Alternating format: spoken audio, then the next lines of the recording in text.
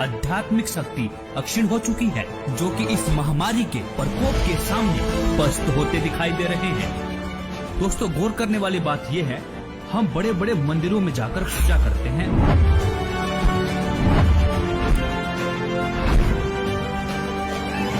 मस्जिदों में जाते हैं, तीर्थ व्रत उपवास करते हैं, धर्म गुरुओं से दीक्षा लेकर भक्ति भी करते हैं। आखिर किस लिए? अपनी रक्षा के लिए ना।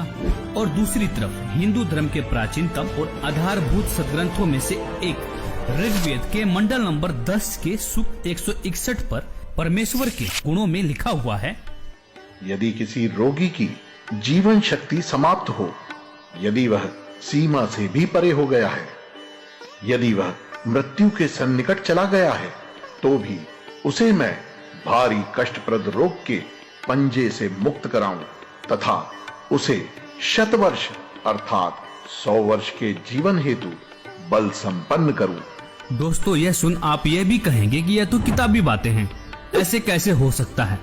लेकिन दोस्तों, सच में ऐसा संभव है। वीडियो देखते रहिए, आगे बताएंगे भी और प्रमाण भी दिखाएंगे। यदि भगवान ऐसे लाभ नहीं दे सकता तो पवित्र वेद भी झूठे पड़ सकते हैं। एक तरफ विज्ञान फेल है तो दूसरी तरफ अध्यात्म भी। ऐसे में अध्यात्म पर भी सवाल उठने लाजमी है, क्योंकि वेद तो भगवान के गुणों का यह गुणगान करते हैं, कैसा भी रोगी क्यों ना हो, परमेश्वर उसे ठीक कर 100 वर्ष की आयु प्रदान करता है।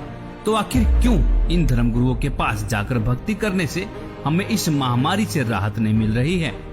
क्या यह धर्मगुरु आपके अनमोल जीवन के साथ खिलवाड़ कर रहे हैं?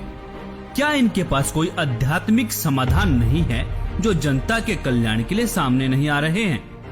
एक सच्चे संत की पहचान तो संकट के समय ही होती है, क्योंकि प्राचीन समय में जब राजा और प्रजा पर संकट आता था, तब संतों की कृपा से ही समाधान हुआ करता था।